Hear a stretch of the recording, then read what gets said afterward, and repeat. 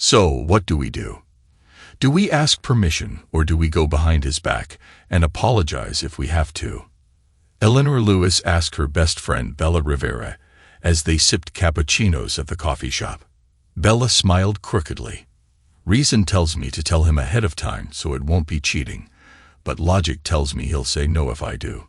Going behind his back and not getting caught seems like the more sensible solution, she said, her long platinum blonde hair catching a ray of sunlight coming through the sunroof. The mind can be so fickle. The important thing is that you don't get caught, Eleanor replied.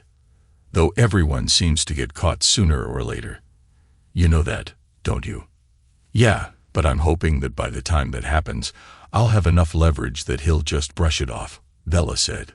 Aren't you sure you want to risk this? Charles is a great guy, Eleanor said. You two have been married a long time. That's why I think he'd let me continue if he catches us, Bella replied. I don't think he'll want to give up everything we've worked so hard for. In another 10 or 15 years, we'd be able to ride off into a nice retirement sunset. It's not like he'd have to worry about me falling in love with any of these guys. I know it sounds corny, but in this case, it would really just be an affair.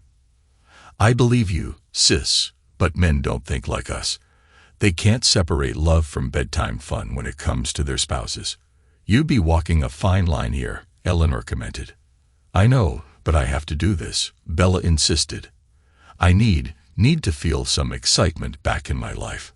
Bella and Eleanor had been discussing this for the past 2 months, ever since Bella confided in her friend that she felt her life had fallen into a rut and saw only one way out. I need to feel the excitement of a new relationship, Bella explained.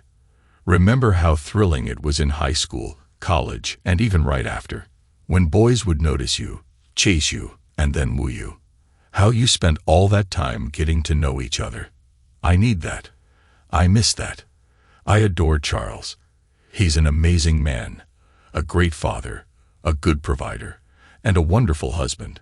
But after all these years together, we know each other so well that there's no mystery left. Like B.B. King said, the thrill is gone.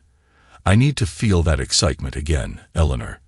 I don't want to hurt Charles, but I have to do this for myself. I need to find a way to do this while causing him the least amount of pain. Ideally, he wouldn't find out, but if he must, it should come from me. I'm not looking for a divorce. I just need a bit of excitement for a while. Then I believe I can return to being the best wife for Charles for the rest of our lives. I don't think Charles will be able to give you that, Bella, no matter how much he loves you, Eleanor replied. I know, Bella sighed. I really need to think this through carefully, Eleanor. He was standing at the bar with another student when Bella and her 3 friends walked into the small Mexican restaurant near campus. The 4 girls sat at a table, with Bella facing the 2 young men at the bar. I've seen the shorter one around campus before, but not the tall guy with the curly hair, Bella remarked to her friends. Do any of you know him? That's Charles Rivera, the science whiz, one of them replied. He's not much of a social butterfly. He's too busy being brilliant. Everyone says he'll start out at 6 figures with one of the big chemical companies. Wow, all that plus gorgeous blue eyes and a nice body. Ladies, I think I just found my future husband. I'm going in, Bella said, getting up from the table and heading towards the young man. Charles, though not a ladies' man, was familiar enough with women, but he'd never had someone as beautiful as Bella approach him. She wore tight Levi's jeans and an Iowa State t-shirt. Trying to play it cool, he couldn't help but blatantly check her out. Smooth, really smooth. You might want to wipe that drool off your chin, science guy. I'm Bella Thompson, by the way, she said, smiling as he struggled to form a coherent response. From that moment on, they were inseparable and married a year after graduation. Bella's outgoing, direct personality brought out the best in the quiet, reserved, and incredibly intelligent Charles. Away from work, he focused entirely on being everything Bella wanted and needed. In her presence, he could discuss many topics, be glib and charming, or even forceful when necessary. After 27 years of marriage, Charles' love for his wife and his life remained undiminished. He had worked diligently to balance his career and family, and believed he had succeeded. As vice president of research for a medical equipment firm, he and Bella had raised 2 exceptional children who were now attending prestigious colleges. They enjoyed a beautiful home, took wonderful vacations, managed their finances wisely, and were planning to retire at 60 to travel the world while still in good health. If asked, Charles would tell anyone who would listen that his marriage was nearly perfect. Bella thought that since Patrick Collins was the one who had set her on this path, he should be the first to benefit from it. The 35-year-old had twice asked Bella to lunch, only to be turned down both times, as she was happily married. So when she asked him to dinner a few weeks later, he squinted at her for several seconds before agreeing. "What's changed? Are you and your husband on the outs or something?" he asked. Bella wasn't sure how much she wanted to reveal, so she opted for a minimal answer. "Hubby and I are good. This is something I want, and it's outside of my marriage," she said. "And since you were bold enough to ask, fortune in this case favors the bold. All I will say is that I'm at a point in my life where I want a little excitement again. I'm a wife, a mother, and a professional, but I'm also a woman with needs and feelings. I think that part of my life has been neglected for some time, and I miss the spontaneity of my younger days." Message received. "Thank you for giving me dibs," Patrick said. 2 weeks later, on a Thursday night, Bella and Patrick met for dinner at a high-end Jamaican restaurant on the outskirts of the city. She had told her husband a week earlier that she had a dinner meeting with a client and would be home around 11. Since she occasionally had dinner meetings for her job at a national communications company, Charles didn't think twice, especially since he trusted his wife completely. He didn't know she had packed a change of clothes in an overnight bag and had it in her car trunk when she left for work. Patrick was taken aback by Bella's attire as she exited her car in a short, tight blue dress, quite different from her usual work attire. He gazed at her, estimating her age to be around 40, despite her lengthy tenure at the company. "You're looking stunning, Bella. Quite the change from your earlier outfit," remarked Patrick. "I thought you deserved more than just business, Bella," she replied whimsically, making air quotes with her hands. He extended his hand to her, which she accepted, and together they entered the restaurant, embodying the facade of a couple for the evening. Bella's heart raced with excitement. This was precisely why she sought companionship outside her main relationship. Seated at the table, she locked eyes with Patrick's warm brown gaze, observing the mocha hue of his skin and imagining the toned physique beneath his business suit. A bright smile adorned her face. "Are you part Jamaican? Is that why you chose this place?" inquired Bella. "Indeed I am," he affirmed. "My British grandparents married Jamaican women. My parents reside in England. My grandmothers were exceptional cooks, creating memorable dishes. I frequent this place monthly. Jamaican cuisine is comforting and delightful. Some dancing is up next on our agenda." Bella felt her heart quicken as Patrick embraced her tightly during their slow dance. She melted into his arms, basking in the strength he exuded. It felt as though all her senses were heightened. After dancing for about 45 minutes, Patrick proposed continuing the evening at his apartment. Initially taken aback by the bold suggestion, Bella soon realized it was precisely what she desired. She flashed a radiant smile at her younger date and nodded in agreement. Just as they had arrived independently at the restaurant and club, they drove to Patrick's apartment in their separate cars. Stepping inside, Bella couldn't help but notice the anticipation coursing through her. 45 minutes later, Bella lay on the bed next to Patrick, breathing heavily and perspiring from her encounter with a man other than Charles for the first time in 28 years. She couldn't help but notice the contrast in energy between a 35-year-old man like Patrick and a 50-year-old like her husband. This was exactly what she had in mind when she had made the decision to stray from her marriage. "After a few minutes, I should clean up and change back into my casual clothes," Bella informed Patrick. As she changed and freshened up, Bella realized that the expected guilt had not hit her as strongly as she thought it would. She took it as a positive sign. When she emerged from the bathroom, Patrick awaited her still undressed. They shared a passionate kiss before she departed, assuring him that a repeat performance would please her in the future. Returning home at 11:15, Bella swiftly apologized to Charles for the delay caused by traffic.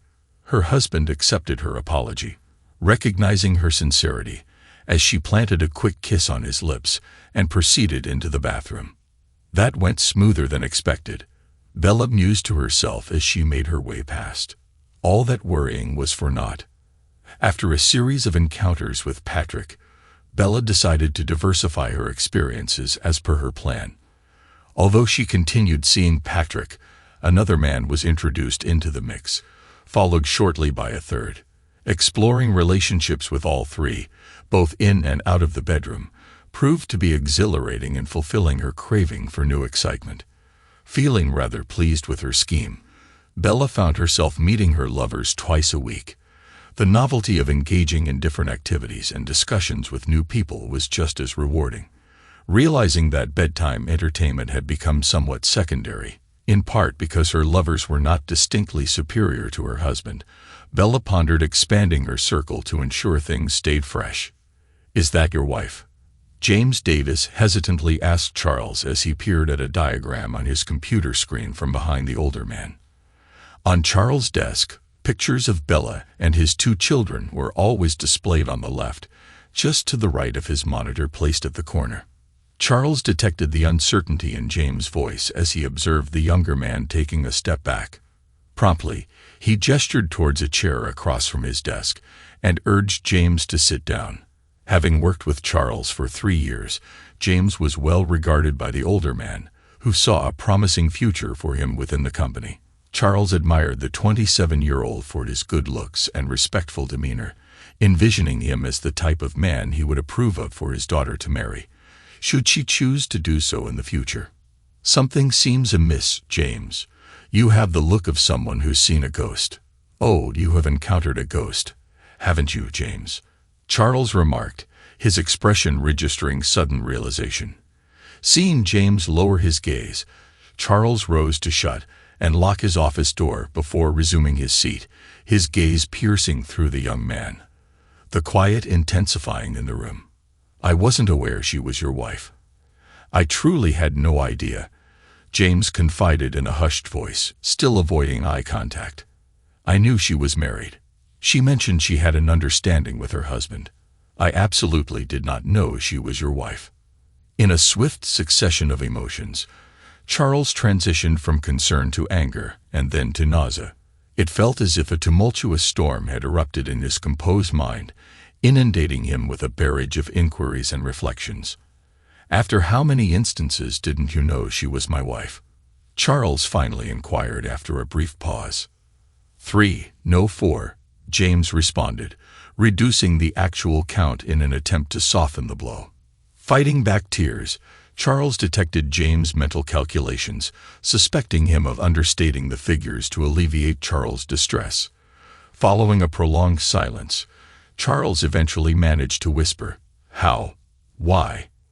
Meeting Charles' gaze, James gathered the unspoken inquiry conveyed in Charles' eyes. "We first met around 4 months ago at a bar with a dance floor. She was in the company of another man. They appeared as a couple, especially when they danced. We shared a dance or two and conversed. I inquired if they were exclusive, and she informed me they were not. She agreed to a date with me for the following week, and we have since met occasionally." Charles inquired, "So getting together means sleeping, right?" James looked down and simply nodded.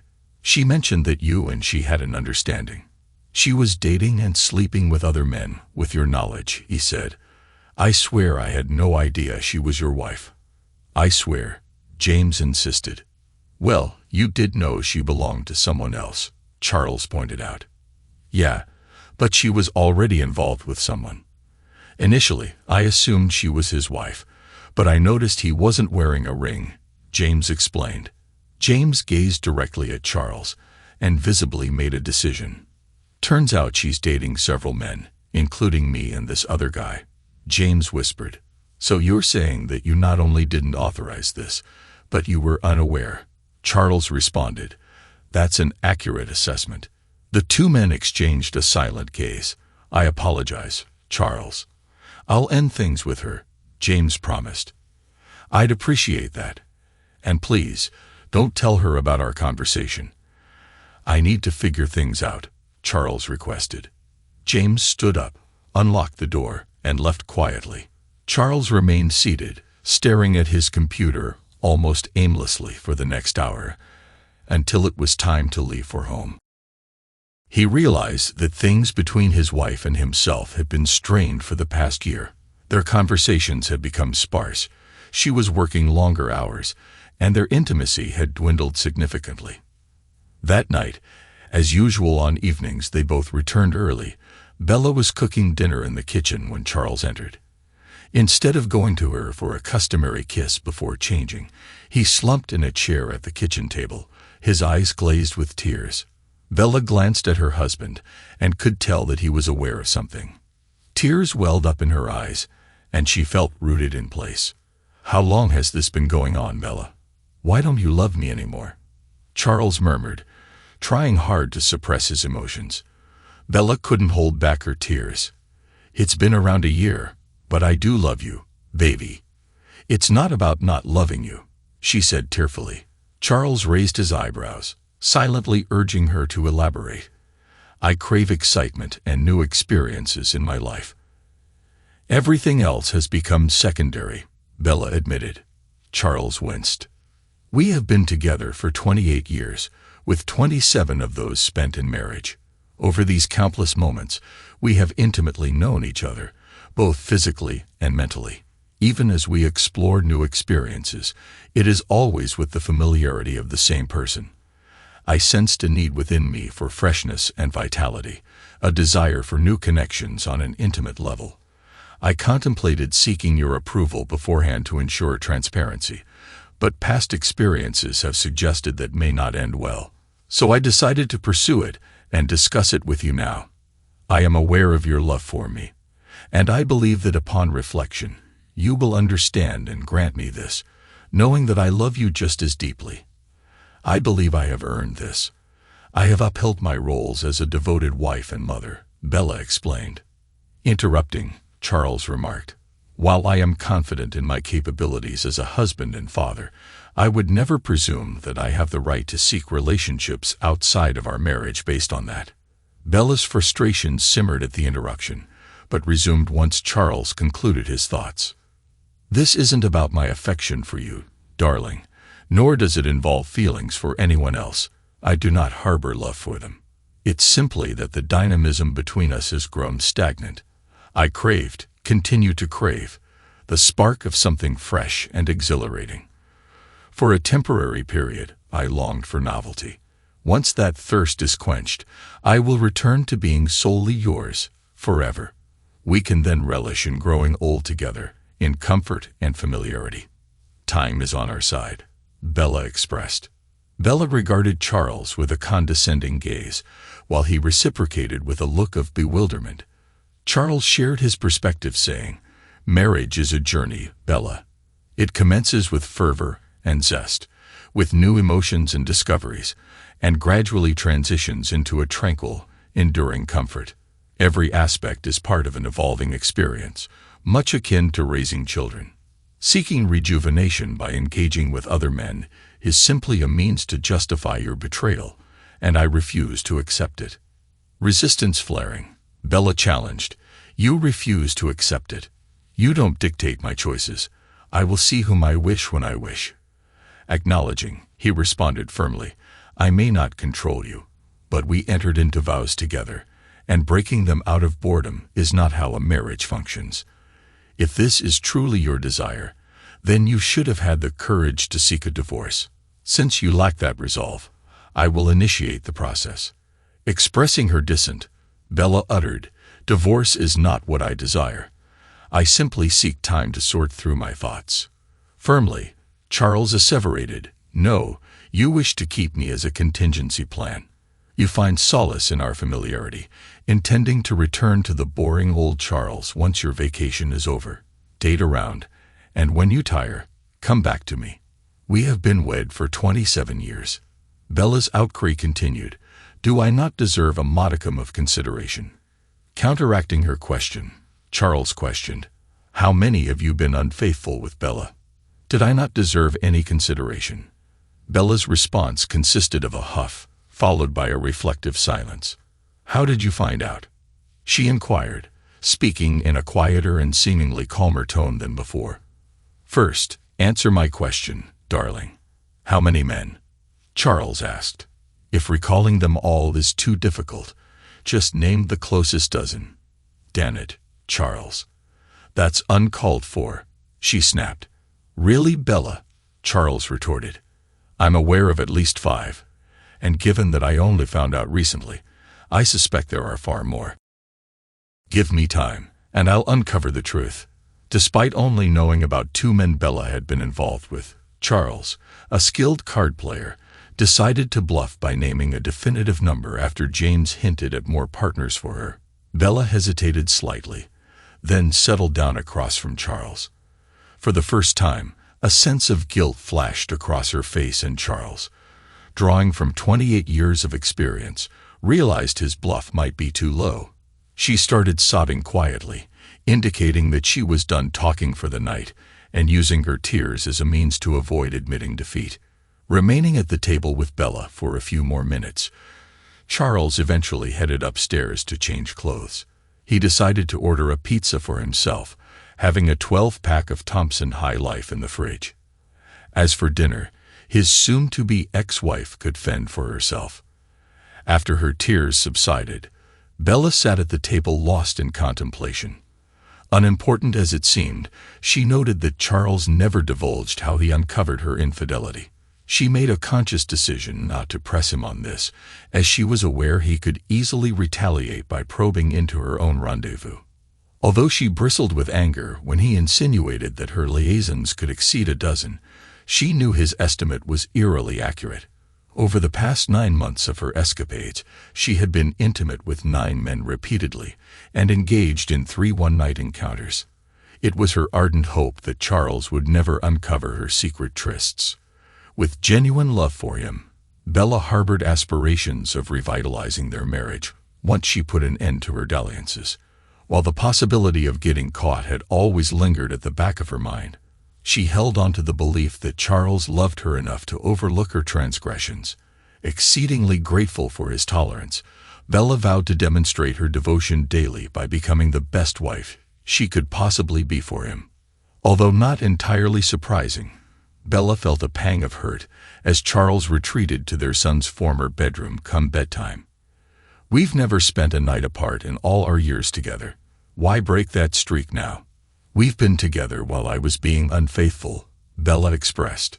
Charles looked suddenly unwell, rushing to the bathroom to vomit up his pepperoni lover's pizza. Bella dampened a cloth and left it on the counter for him before retiring to bed alone. Charles lay fitfully in their son's room through the night. The following morning, subdued silence pervaded as the couple prepared for work. Just as Charles was about to leave for his car, Bella informed him she would be home 90 minutes late due to work commitments. Her words barely left her mouth before her realization of an error set in. "Oh, Dan, how many times did you use that excuse to see someone else? Is that what this is now?" Charles inquired, cutting straight to the heart of the matter. In truth, that was precisely the case.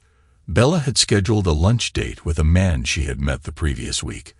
The gravity of the situation dawned on her only as she had mentioned the late hours to her husband, a consideration that had not surfaced until the day prior.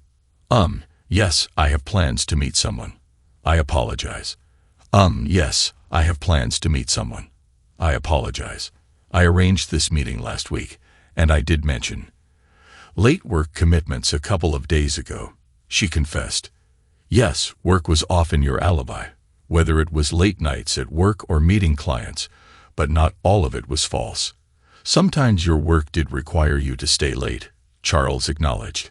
I guess I should cancel my appointment. I didn't think. You're planning to continue seeing other men for the foreseeable future, right? Charles queried. Yes, I don't intend to stop. I had planned to continue for some time, Bella admitted. Well then, you can go ahead and be with this guy too, Charles stated starkly, causing Bella to flinch. With that, he made his way to the garage, got in his car, and drove off to work. This didn't go as expected, Bella ruminated silently to herself. Charles couldn't believe he made it to the office without an accident. The drive seemed like a blur, and suddenly he found himself in the parking lot. But once he settled at his desk, focusing on work was impossible. His mind swirled with thoughts of how many times his wife had been with other men in the past 9 months. She claimed that bedtime entertainment was of secondary importance, but he couldn't shake the feeling that she was lying, like when she'd said she was late for work. Once the trust had been broken, by 9.15, he decided to seek legal advice from a friend who specialized in family law.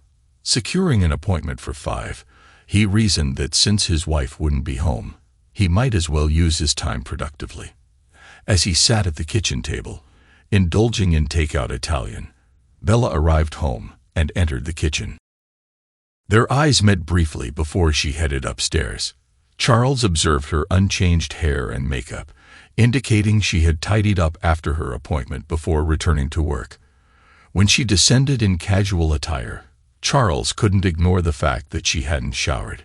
In a hushed tone, he confronted her. How many times did you give me sloppy seconds? The revelation of her dating life to her husband, whom she couldn't bring herself to call her affairs, had a profound impact on their relationship. She recognized the look of disdain in his eyes, causing her to cringe before responding. I should smack you, Bella exclaimed, her voice seething with anger. You disrespectful jerk. I'd never treat you like this. Charles smirked at her outburst, relishing in causing her pain. And just like I never thought you'd cheat on me, he retorted calmly. You've proven that I don't know you as well as I believed. She let out a loud sigh and rolled her eyes. Go ahead. Act like the victim, she shot back. With an air of self-righteousness, he responded. Fine, I will. You labeling me as disrespectful is the height of hypocrisy.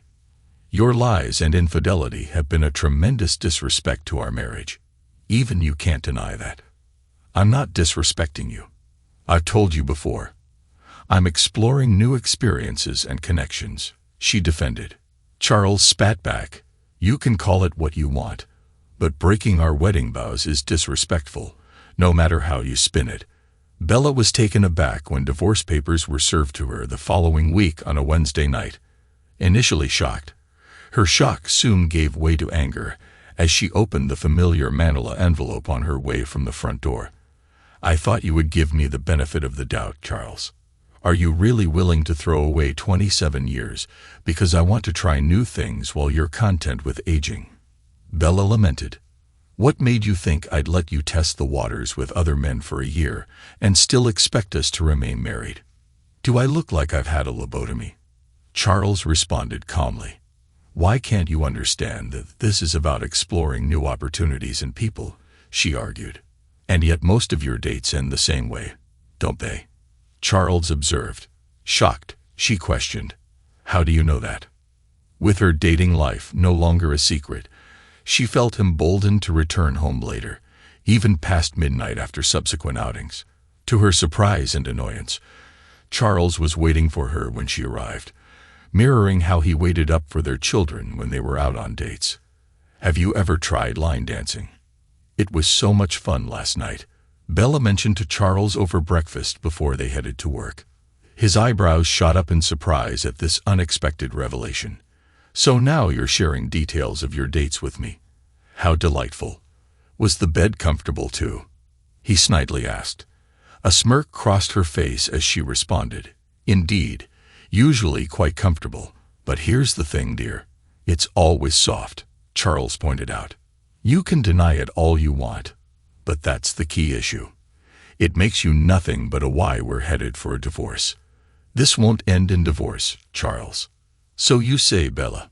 After waiting a week, Charles called his children to break the news of the divorce. He was taken aback by Layla's insights, She appeared well-informed and seemed to be siding with her mother in the split. "Can't you see that she still loves you and might return?" Layla tried to reason with him. "For me, eventually is too late," Charles responded. "I can't accept sharing my wife. The fact that she has been involved with multiple men for almost a year indicates her love for me isn't as deep as she claims. You shared 27 wonderful years, and she still cares for you, Dad," Layla insisted. "She just wants some new experiences. You are content with the way things are. Please don't let her pursuit of different paths be the end for both of you." "But she's being unfaithful," Charles stated firmly. "I can't turn a blind eye to that. We made vows to be faithful till death do us part. After being an outstanding wife and mother for 27 years, doesn't she deserve some leniency?" Layla pressed on. "What do you gain from divorcing her? Living alone in a dull apartment for the rest of your life.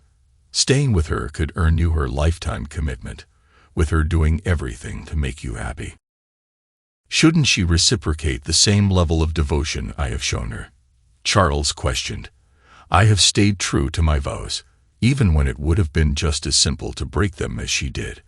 Are you truly backing her actions? Does Nate even know about your support for this?" Charles questioned. "I might have to check in with him to see how he feels. I trust you wouldn't do that to me, Dad." "That's crossing a line," Layla replied. "Just wait and see. Nate deserves to know what's going on and your perspective, as it'll affect him down the line," Charles insisted. "Daddy, please," Layla pleaded. "I'd never do that to Nate." "Then why do you support Mom doing it to me?" Charles challenged. "If you find this acceptable, you might do it to your husband one day. Do you find this behavior acceptable?" Charles pressed. Layla hesitated, confirming Charles' suspicions. When Bella and Charles' son, Ed, learned about the divorce and Charles' reasons, he fully supported his father. "I never thought she'd go this far, Dad," Ed remarked, firmly backing his father's stance.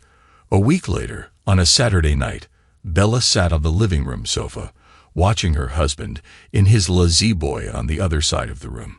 It suddenly struck her that it had been months, perhaps even weeks, since they had cuddled on the sofa or shared a hug or a kiss. Caught up in her own pursuits, she hadn't noticed the absence of intimacy with Charles. She wondered why he hadn't brought it up or made a move. "Charles, honey, why don't you come over here? And we can snuggle, maybe have some fun. It's been a while, right? You're not too old for that kind of thing, are you?" Bella suggested. "I'm okay, darling. I still enjoy being intimate, but ever since I discovered you were unfaithful, I can't bring myself to touch you. I got myself tested too after finding out about your infidelity." Dr. Victoria seemed quite surprised, Charles revealed. "Oh my goodness, you went to Dr. Victoria. What will he think? That you've been unfaithful?" "Yes, I think he got the message loud and clear," Charles replied. No, Bellamond. Just once, could you think about someone other than yourself? This will spread throughout town soon enough, if it hasn't already. Now you've revealed yourself as a cuckold darling." "Quasara, Sarah," Charles said tonelessly. "I didn't want to take any risks knowing you're being reckless. You've already shattered my heart. I didn't need another part of me broken as well. You're something else, you know that." Bella hissed. "So we're done sleeping together. Can you handle that?" With a growl, she stormed out of the room. Bella's most recent flame declared, "I love married women," with enthusiasm. "You try to blame everything on your husband, but deep down, you just want some excitement on the side." Bella's companion failed to notice her frown at his comment. The man was just 25 years old. Bella reclined on her back and peered at, what was his name again? Gregory Morris. Even though she found him handsome, Bella admitted there was nothing extraordinary about him. His physique was average. He danced well, but conversationally, he lacked depth unless it revolved around baseball. Every single one of Bella's encounters eventually led to the bedroom. She often rationalized that these rendezvous were about exploring new connections, but in reality they were simply escapades with unfamiliar partners. Mulling over her actions, Bella contemplated the idea of rekindling things with her husband. The challenge, however, was how to approach the situation. The major hurdle to reconnecting with Charles was his reluctance to be intimate with Bella since discovering her infidelity. Though she believed Charles still harbored feelings for her, winning him back would be far easier if they could share a bed again. How do I get him back between the sheets? He sequestered himself in Ed's room and is as abstinent as a monk. Bella confided in Eleanor Lewis during a lunch discussion. I'd bet his right hand has calluses from. Eleanor interjected, saying, You could be in a real mess, girlfriend, if you can't bring him back to bed. I thought you had a backup plan. I thought being together for 28 years was a solid contingency. We had a wonderful marriage. Bella trailed off, questioning her past actions. If your marriage was so great, why jeopardize it? Many women would envy having a spouse like Charles, Eleanor pointed out. I was naive, thinking I was clever enough to have it all. I still can't figure out how he found out, Bella confessed. It's too late to dwell on that now, Eleanor responded. Charles was unfamiliar with the lifestyle of a bachelor after being out of practice for so long. Initially, his days were consumed by work, and his evenings consisted of returning to a solitary apartment to whip up a meal of frozen pizza or Pop-Tarts.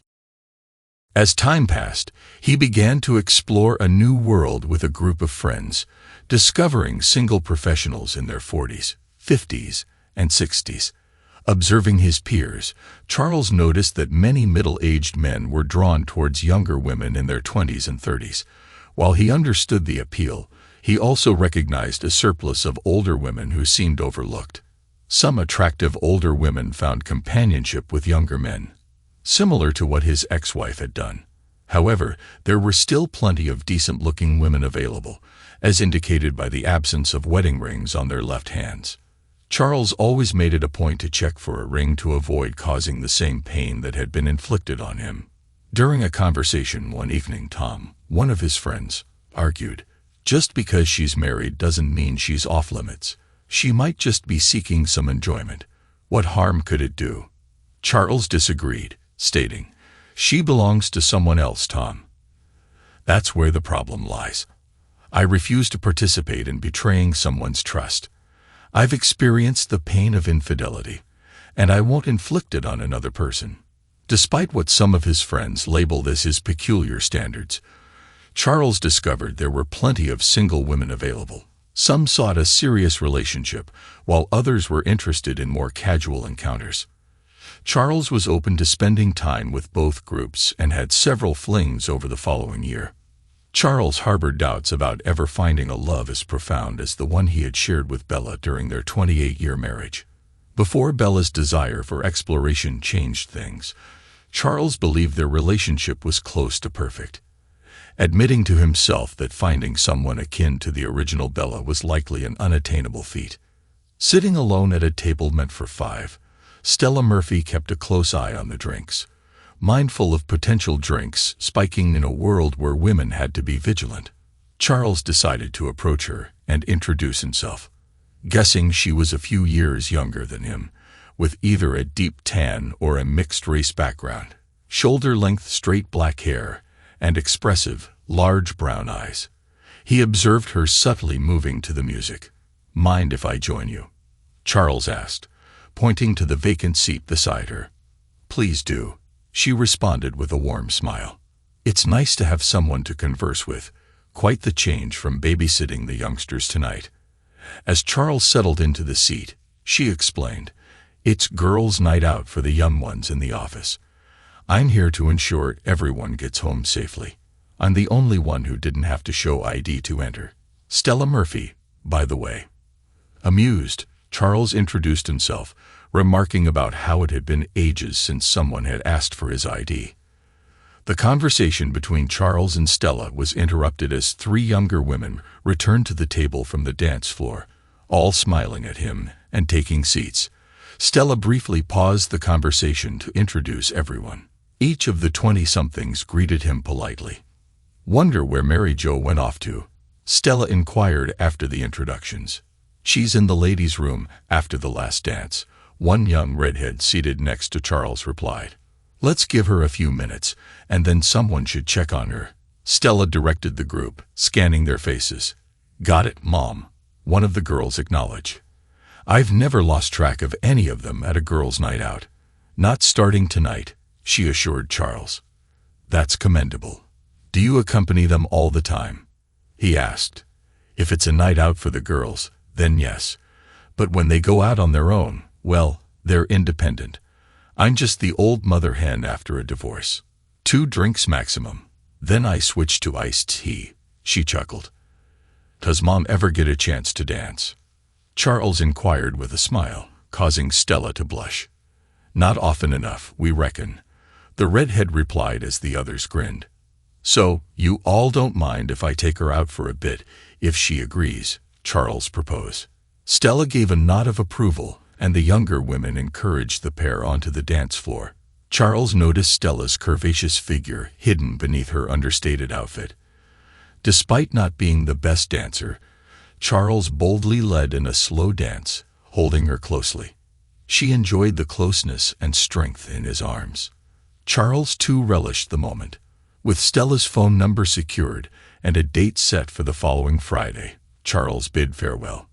"Well done, Mom," one of the younger women complimented as they left the bar.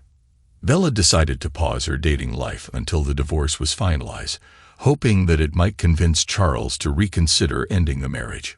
She expressed her frustration and anger towards Charles for not willing to reconcile after years of marriage. "You betrayed me, first in secret, and then blatantly, without thinking about me, my feelings, or the consequences of your actions. What were you thinking, Bella?" Charles reproached her when she pleaded for reconciliation. "It didn't mean anything. I just wanted to break away from the monotony, to experience something new. Our relationship had become stagnant," she explained. "It meant something to me, Bella. If you truly cared for me, you shouldn't have sought a divorce first, before being unfaithful, you egocentric woman," he retorted angrily. Stella empathized with Charles, knowing he needed time to trust another partner with his heart after his past experiences. Having divorced a cheating spouse a decade ago, she had faced similar struggles. Charles was touched by Stella's nurturing demeanor towards her younger coworkers, a reflection of her inherent motherly instincts despite not having children of her own. More than a year after their first date, the couple had a modest wedding, with Charles proposing just 6 months into their relationship, confident that Stella would safeguard his heart forever. Charles' son served as his best man, while one of Stella's co-workers from their initial meeting was the maid of honor. Although Charles' daughter initially harbored reservations about her father remarrying, she eventually recognized that Stella was the ideal match. Following the ceremony, Lila, Charles' daughter, entrusted Stella with these words: "Take care of him, and Dad will love you forever. He's as loyal as a Street Bernard." Over a decade later, the couple retired and embarked on a journey around the country, cherishing time with their grandchildren and immersing themselves in ballroom dance classes and local events. The bond between them remained strong, and they rarely spent time apart. Once Bella finalized her divorce, she resumed dating multiple men, feeling like she had nothing left to lose. While she was still considered attractive for her age, entering her 50s meant that her dates were no longer the handsome men she used to attract. Now single, Bella took advantage of the freedom to have overnights and even spend full weekends with her current romantic interests. Despite her reluctance to admit it, engaging in these relationships filled her time. "I miss him every day," she confided in her friend Eleanor Lewis during a lunch 5 years after the divorce. "I know you warned me. I should have been content with the good man I had. I regret my foolish actions. I was a stupid, stupid whore." She didn't even realize that she had actually deprived herself of everything that had once been dear and important to her. It was the silent revenge of karma. Her life was effectively ruined, and it would never be the same again. Thanks to everyone who took the time to listen to today's stories. If you enjoyed it, please consider liking and subscribing if you haven't already.